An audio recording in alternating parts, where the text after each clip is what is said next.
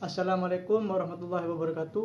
Perkenalkan, nama saya Ahmad Thorik Yuliansah dengan nomor induk mahasiswa 877982457. Program studi pendidikan guru sekolah dasar. Pada video ini saya akan membahas pilar-pilar pendidikan menurut Ki Hajar Dewantara dan relevansinya dengan isu kontemporer dalam pendidikan nasional Indonesia. Mari kita mulai dari pemahaman dasar. Apa sebenarnya yang dimaksud dengan pilar dalam konteks pendidikan? Yang pertama, makna pilar dalam konteks pendidikan sebagai dasar atau tiang penguat sistem pendidikan. Dalam konteks pendidikan, pilar bermakna sebagai pondasi dasar atau tiang penguat yang menjaga stabilitas dalam dan keberlanjutan sistem pendidikan. Pilar pendidikan memiliki 3 fungsi utama, yaitu dasar konseptual, menjadi landasan filosofis, penentuan arah dan tujuan pembelajaran. Tiang penguat menopang kebijakan kurikulum agar tidak mudah terombang-ambing perubahan zaman. Penyelaras sistem menghubungkan lembaga pendidikan, pendidik, siswa, dan masyarakat. Tanpa pilar yang kokoh, sistem pendidikan akan runtuh dan gagal mencetak generasi yang berakhlak secara sederhana. Pilar pendidikan adalah konsep atau aspek-aspek utama yang dianggap penting dalam pembentukan dan pengembangan sistem pendidikan. Yang kedua, prinsip dasar pendidikan menurut Ki Hajar Dewantara, ing ngarso sung tulodo, ing madya mangun karso tutpuri handayani. Prinsip dasar pendidikan menurut Ki Hajar Dewantara merumuskan 3 prinsip dasar kepemimpinan pedagogis yang dikenal sebagai semboyan pendidikan bangsa Indonesia. Ketiga prinsip ini menjadi landasan filosofi sistem Among dalam pendidikan. Penjelasan detail per prinsip. 1. Ing ngarso sung tulodo, di depan memberi teladan.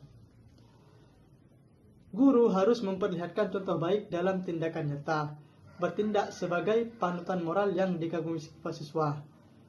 Jika guru tidak memberi teladan, maka pendidikan karakter gagal. Contoh konkret, guru datang tepat waktu, berbicara sopan, belajar rajin, jujur dalam penilaian. Yang kedua, ing madya mangun karso, di tengah membangun semangat.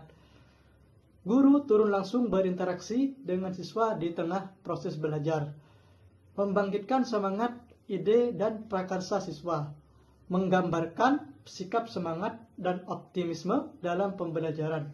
Contoh konkret, memfasilitasi diskusi kelompok, memberikan motivasi saat siswa kesulitan, dan mendorong kreativitas. 3. Tutwuri handayani, di belakang memberikan dorongan.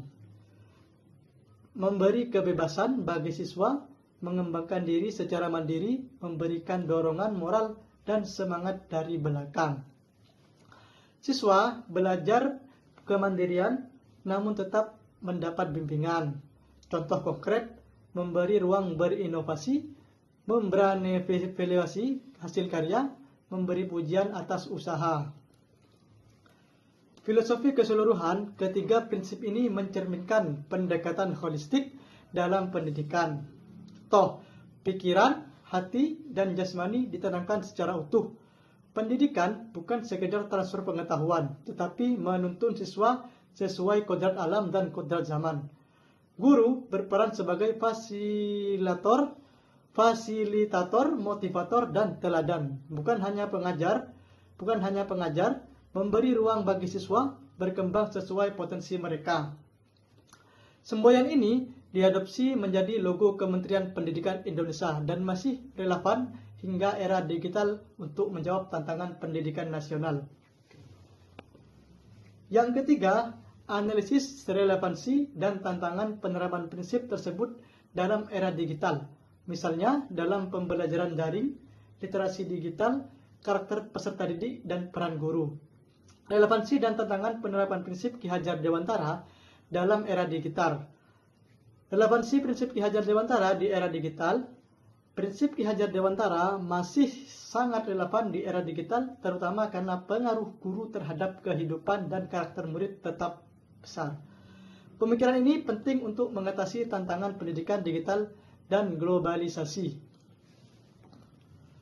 Prinsip Ingarso Sungtulodo, guru harus menjadi teladan dalam penggunaan teknologi bijak, etika bermedia sosial, dan mempertahankan budaya bangsa.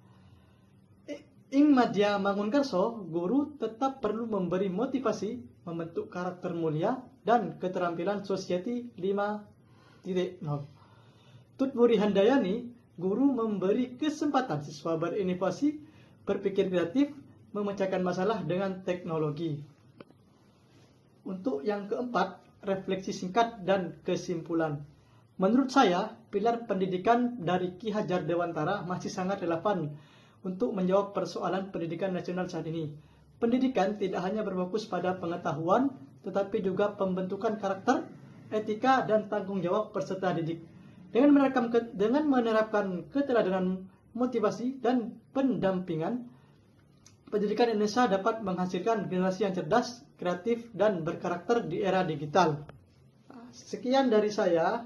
Mohon maaf bila ada kesalahan dan tutur kata yang kurang berkenan.